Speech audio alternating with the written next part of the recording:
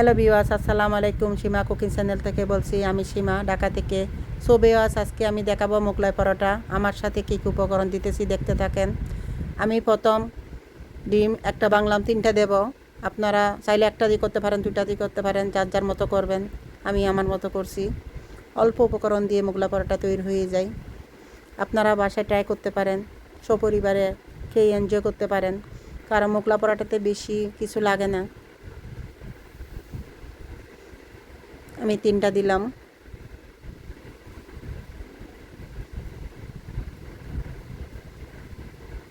একটা দিয়ে হয়, 2টা দিয়ে হয়, 3টা দিয়ে হয়, আমি আমার মতো দিছি। আমি এখন পরিমাণ মতন হলুদের গুঁড়া দেব,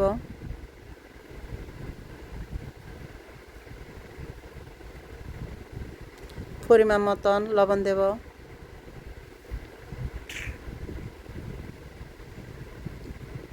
এখন আমি পেঁয়াজ দেব পরিমাণ মতন,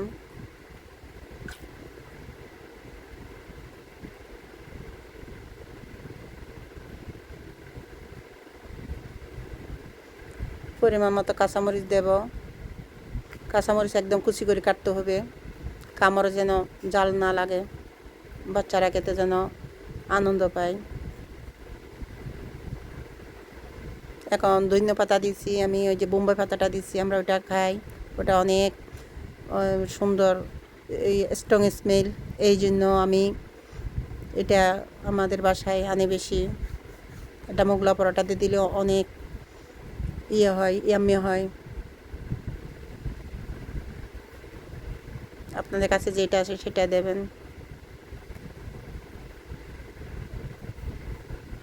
আমি ভালো মতো মিক্স করে নিতেছি।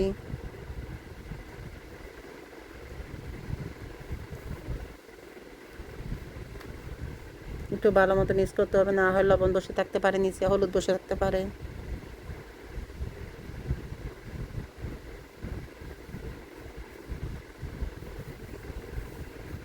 এখন আমি মোগলাই পরোটা শীট রেডি করে রাখছি, 4 কোণা শেপে করব। প্রথম জোড়া লাগাই নেব,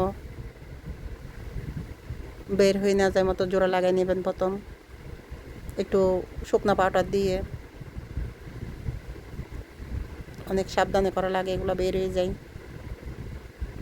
শুকনো পাউডারটা ব্যবহার করার চেষ্টা করবেন।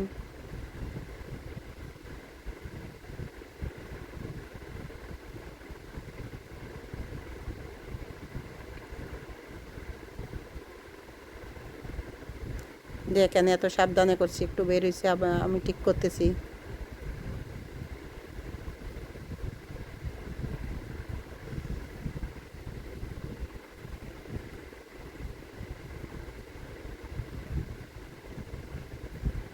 সুবে আছে, এখন আমি ফ্রাই প্যানে তেল দেব, ফ্রাই পরিমাণ মতো দিয়ে এখন আমি ফ্রাইতে দিয়ে দিচ্ছি 4 কোণা শেপে। দেখেন আমি এক পাশ উল্টে দিতেছি, দেখেন কত ক্রিস্পি হয়েছে।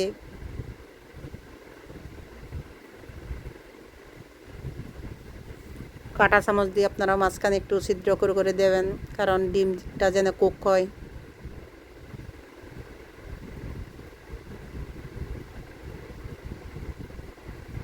আমি দিছি, কারণ অনেক সময় ডিম কাঁচা থেকে যায় ভিতরে।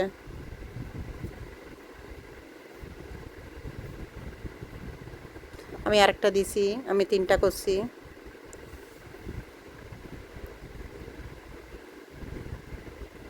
দেখুন কত সুন্দর হইতেছে, 4 কোণা শেপে করছি আমি। ছবি আজ আপনারা আমার ভিডিও ভালো লাগলে আমাকে বেশি বেশি করে লাইক, সাপোর্ট, সাবস্ক্রাইব করবেন, ফলো করবেন নিত্য নতুন ভিডিও দেওয়ার জন্য। আর যারা যারা আমাকে লাইক সাপোর্ট করতেছেন তাদেরকে ধন্যবাদ। আল্লাহ সবাইকে সেবা দান করুক। আমার ভুল ত্রুটি থাকলে আমাকে ক্ষমা দৃষ্টিতে দেখবেন। দেখেন কত ইয়াম্মি হয়েছে, কত লোভনীয় হয়েছে।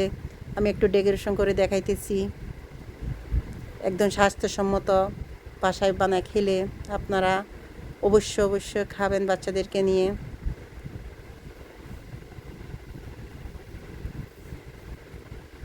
আসসালামু আলাইকুম, আল্লাহ হাফেজ।